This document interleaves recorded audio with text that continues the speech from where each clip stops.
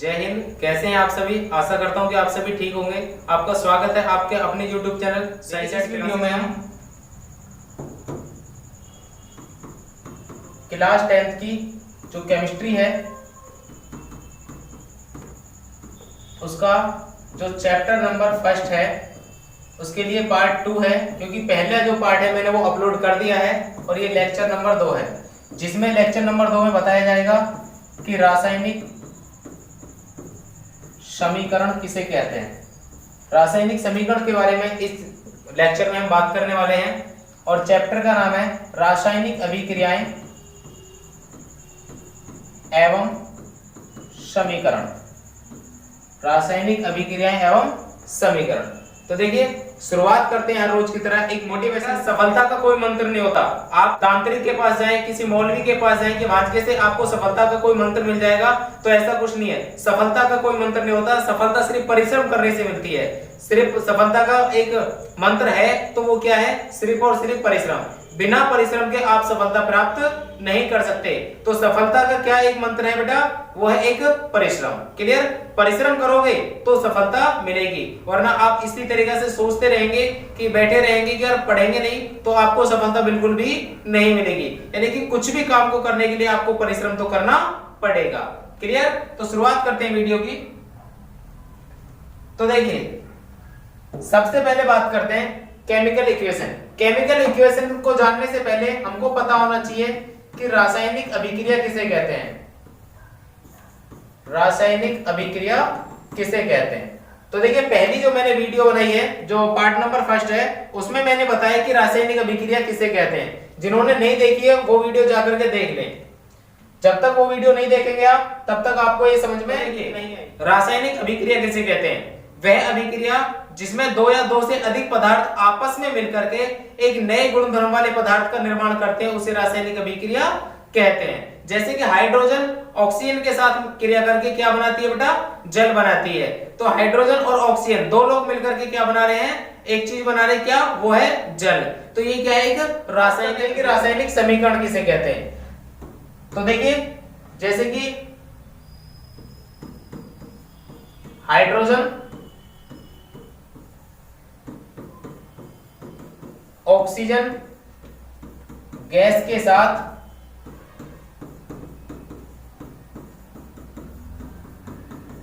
क्रिया करके जल बनाती है। तो बेटा ये होगी एक आपकी रासायनिक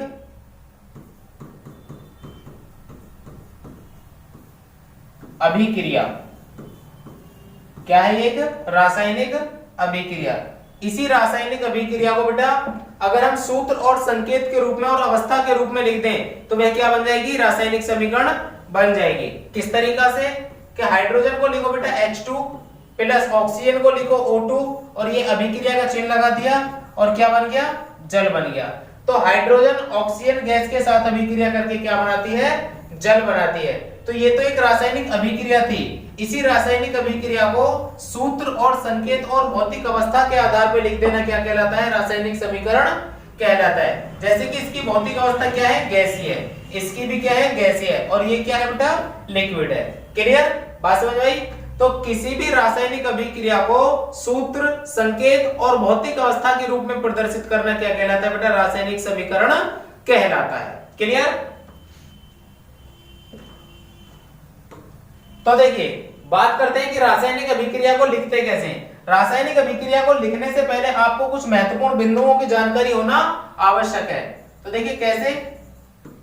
कुछ महत्वपूर्ण बिंदु। देखिए, अगर आपको ऐसा चिन्ह देखने को मिल रहा है तो आप समझ लें कि ये रासायनिक अभिक्रिया का चिन्ह है। किसका? रासायनिक अभिक्रिया।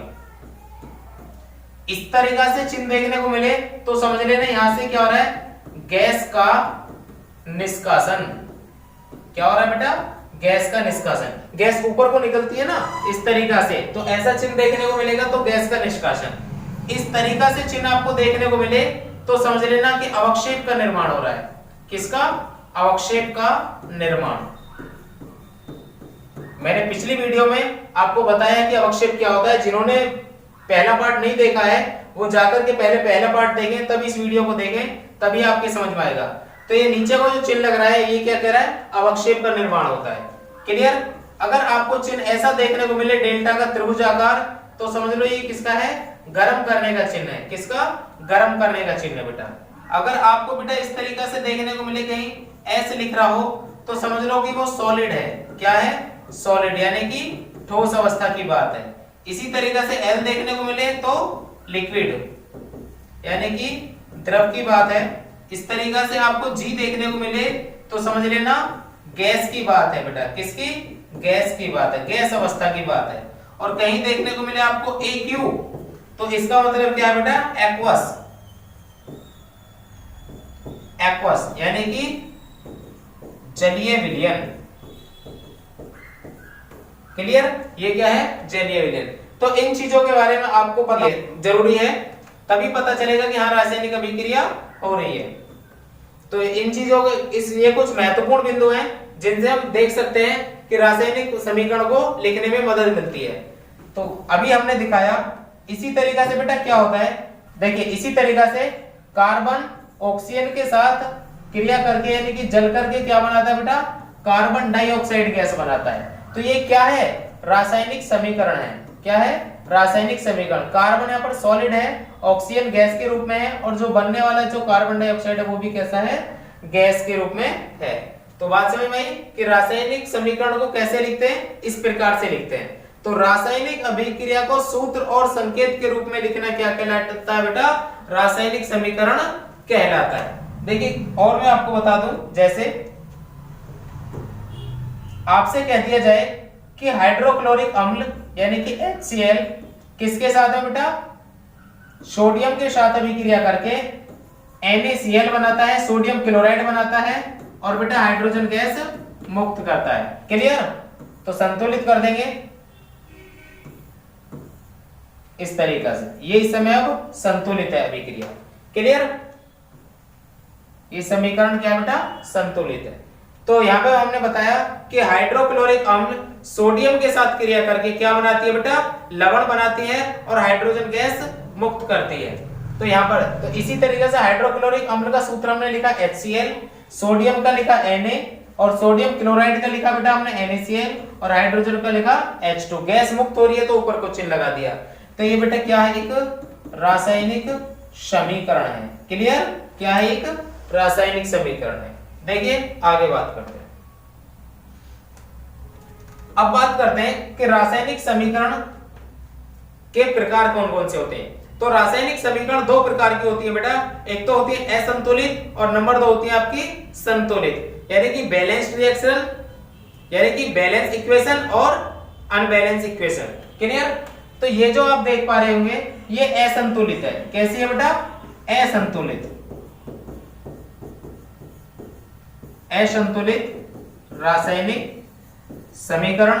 और बेटा ये जो है आपकी संतुलित रासायनिक समीकरण।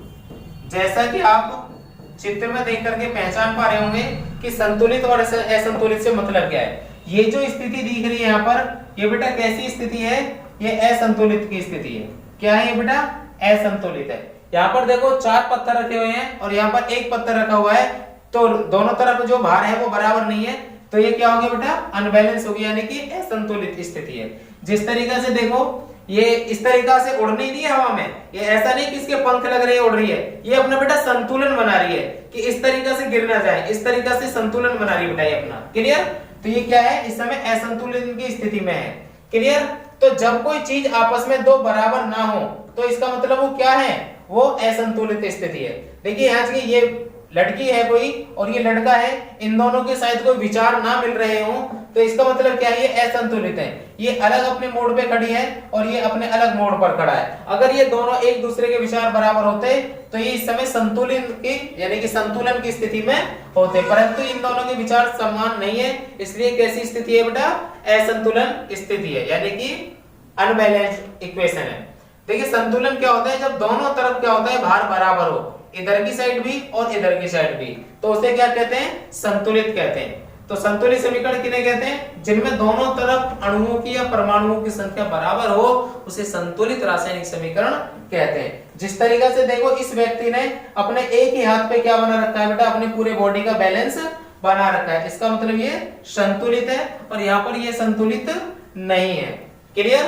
कोई दिक्कत? आगे बढ़ते हैं।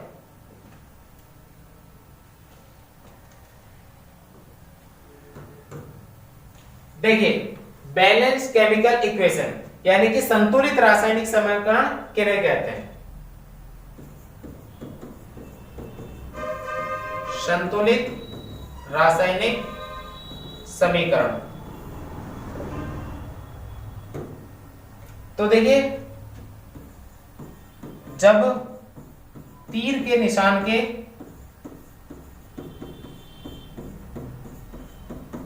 दोनों तरफ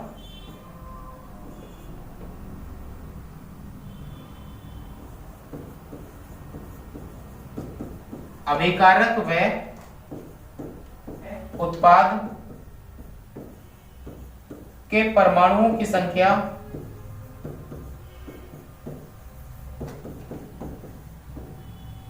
बराबर होती है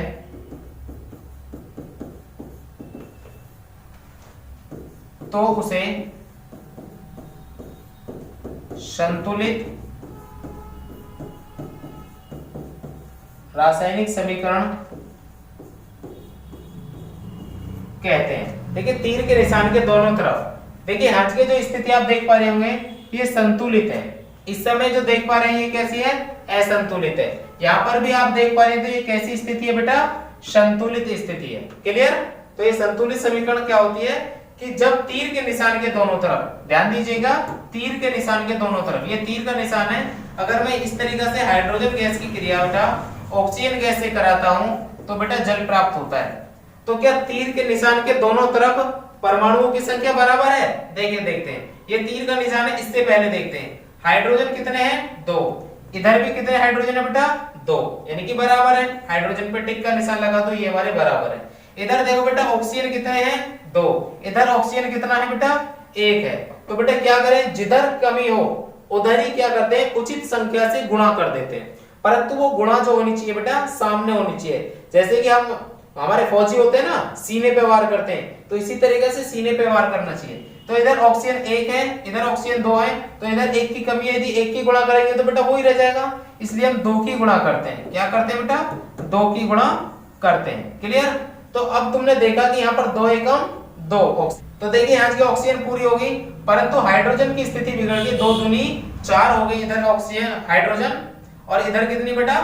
2 ही है, तो इसलिए इधर भी 2 से गुणा कर देंगे, तो 2 दूनी 4 हाइड्रोजन यहाँ पर हैं, और इसी तरीका से 2 दूनी 4 हाइड्रोजन यहाँ पे हैं, 2 एकम 2 ऑक्सीजन यहाँ पर हैं, और 2 ऑक्सीजन यहाँ पर है। तो दोनों तरफ क्या है? तीर के निशान की तरफ। अब इस समय परमाणुओं की संख्या कैसी है बेटा? बराबर है। क्लियर? तो रासायनिक संतुलित रासायनिक समीकरण किसे कहते हैं? जिसमें तीर के दोनों तरफ अभिकारक और उत्पाद के परमाणुओं की संख्या क्या होती है बेटा?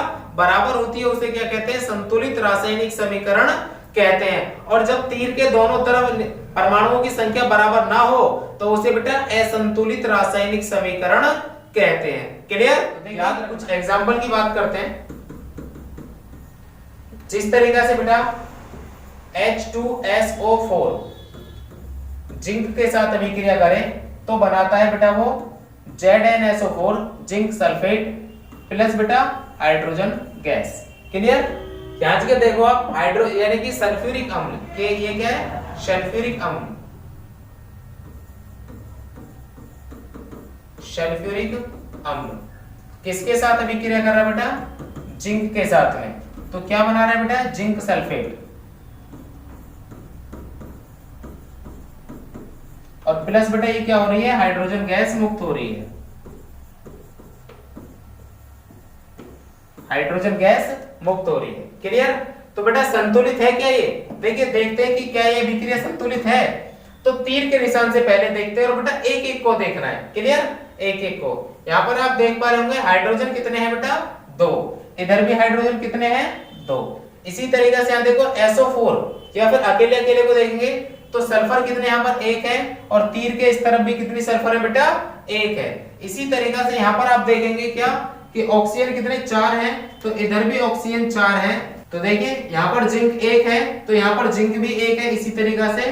तो इसका मतलब क्या है, यहाँ पर ये समीकरण जो पूर्ण रूप से संतुलित है, दोनों तरफ क्या है कि परमाणुओं की संख्या बराबर है। और एग्जांपल की बात करते हैं, जिस तरीके से HCl मैग्नीशियम के साथ अभिक्रिया करती है तो बेटा बनाता है MgCl2 मैग्नीशियम क्लोराइड और हाइड्रोजन गैस। क्लियर। तो देखिए यहाँ पर हाइड्रोजन कितने हैं बेटा, ये सबसे पहले देख लेना चाहिए कि ये अभिक्रिया के संतुलित है या असंतुलित है। तो संतुलित नहीं है तो इसको संतुलित करेंगे। देखिए वीडियो को रोकिए, मतलब कि इसको संतुलित करके देखिएगा कि किस प्रकार से हो। देखिए मैं बताता हूं, हाइड्रोजन इधर कितने हैं बेटा 1 है और इधर कितने हैं बेटा 2 है। क्लियर। तो बेटा उधर 2 है, इधर 1 है, इधर कमी है, तो क्या कर देंगे बेटा उचित गुणांक से गुणा कर देंगे। तो हमने 2 से गुणा कर देंगे तो इधर क्या हो गए 2 हाइड्रोजन हो गए और इधर भी 2 हाइड्रोजन हो गए। क्लियर। तो हाइड्रोजन हमारे क्लियर हो गए, इस पे क्या लगा देंगे टिक का निशान लगा दीजिए। अब देखते हैं क्लोरीन इधर कितने हैं 2 एकम 2, तो इधर भी क्लोरीन कितने बेटा 2 है। इधर देखिए मैग्नीशियम कितना है 1 और इधर भी मैग्नीशियम कितना है 1। तो इसका मतलब समीकरण जो क्या है ये संतुलित है। क्लियर। तो रासायनिक समीकरण के प्रकार के बारे में मैंने बताया कि रासायनिक समीकरण के कितने प्रकार होते हैं, 2 प्रकार होते हैं। कौन कौन से, संतुलित रासायनिक समीकरण और असंतुलित रासायनिक। बात करते हैं कि रासायनिक समीकरण को संतुलित करना क्यों आवश्यक है, क्या आवश्यकता पड़ती है कि रासायनिक समीकरण को संतुलित कराया जाए।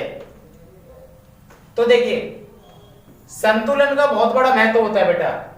यदि ये संतुलित स्थिति ना होती तो एक हाथी इस बॉल पे खड़ा ना होता। इस हाथी ने अपना पूरा संतुलन किस पे बना दिया बेटा, बॉल पर बना दिया। इतना विशाल हाथी कि जो क्या है कि इस समय वो किस पे खड़ा कर दिया है, बॉल पे, यानी कि वो खुद बॉल पर खड़ा हुआ है। तो वो कैसे हुआ होगा, उसने अपना संतुलन उस पे बनाया होगा। क्लियर। अगर संतुलन की स्थिति ना होती तो आप जो फल वगैरह कुछ भी खरीदने जाते हैं दुकान से, वो आप ले आते, जब तक तराजू के दोनों तरफ जो पलड़ा होता है उनका बराबर नहीं होगा, इतने आप नहीं लेकर के आ सकते।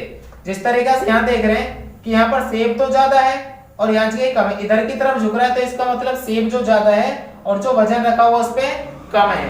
क्या वजन जो रखा हुआ उस पे क्या है बेटा कम है। इस स्थिति में तो आप ले आओगे, क्यों, क्योंकि आपको फायदा हो रहा है कि 1 किलो का यदि बाट रखा है और आपने 1 किलो सेब मांगे तो 1 किलो से ज्यादा है इसलिए झुक रहा है, तो इस स्थिति में तो आप ले आओगे। परंतु बेईमानी वाली स्थिति है, परंतु ईमानदारी वाली में ऐसा नहीं करोगे। क्लियर। कि जैसे इधर माना कि 1 किलोग्राम बाट रखा हुआ है तो फल भी कितने होने चाहिए बेटा आपके 1 किलोग्राम होने चाहिए। तो संतुलन देखते हैं आप कि इस तरीके से बैलेंस बन रहा है या नहीं बन रहा है। क्लियर। इसी तरीके से यहाँ पर आप देखेंगे कि यहाँ पर सेब कम है और बेटा जो बाट है वो 1 किलो का माना रखा हुआ है तो वो 1 किलो से कम है। क्या इस स्थिति में आप ले आओगे, इस स्थिति में आप बिल्कुल भी सामान नहीं ले जा सकते दुकान पे से, लड़ाई कर दोगे उससे कि हमको सामान पूरा चाहिए, क्या हम पैसे पूरे नहीं दे रहे, तो बेटा अपने हक के लिए लड़ना भी चाहिए, कोई दिक्कत। देखिए इसी तरीका से ये 1 किलोग्राम केक तैयार हुआ, कितना 1 किलोग्राम, कैसे 150 ग्राम तो इसमें आटा लगा, 150 ग्राम इसमें अंडे डाले, 650 ग्राम इसमें मिल्क डाला और 50 ग्राम इसमें चीनी डाली, तब जाकर के कुल 1000 ग्राम यानी कि 1 किलोग्राम हमारा केक तैयार हुआ। तो ये सब संतुलित वाली स्थिति है। देखिए आखिर रासायनिक समीकरण को संतुलित क्यों किया जाता है, हमारा सवाल ये था कि रासायनिक समीकरण को संतुलित क्यों किया जाता है। तो देखिएगा एक नियम है जिसके लिए हम करते हैं, वो है द्रव्यमान संरक्षण का नियम। क्या है बेटा, द्रव्यमान संरक्षण का नियम। मेरे साथ साथ लिखिएगा। देखिए द्रव्यमान संरक्षण का नियम क्या होता है, तो इस नियम में बताया गया है कि किसी भी रासायनिक अभिक्रिया में द्रव्य का न तो निर्माण होता है और न ही विनाश होता है, केवल उसका रूप परिवर्तित होता है। क्लियर। कम और वापिस सुनियो दोबारा कि किसी भी रासायनिक अभिक्रिया में द्रव्य का न तो निर्माण होता है और न ही विनाश होता है, केवल उसका रूप परिवर्तित होता है। किस तरीके से, देखिए यहाँ पर ये 100 ग्राम मर्क्यूरिक ऑक्साइड है तो इसमें क्या है कि 93 ग्राम तो मरकरी है बेटा, जो आपका मरकरी Hg पारा होता है, और इसमें 7 ग्राम क्या है बेटा, ऑक्सीजन है। तो कुल मिलाकर के ये जो मर्क्यूरिक ऑक्साइड है इसका भार कितना बेटा, 100 ग्राम, जिसमें से 93 ग्राम क्या है, मरकरी, और 7 ग्राम क्या है बेटा, ऑक्सीजन। क्लियर? तो तब जाकर के बना, तो इसमें सिर्फ रूप परिवर्तित हुआ, क्या बेटा, रूप परिवर्तित हुआ, परंतु द्रव्य इतना ही बना रहा।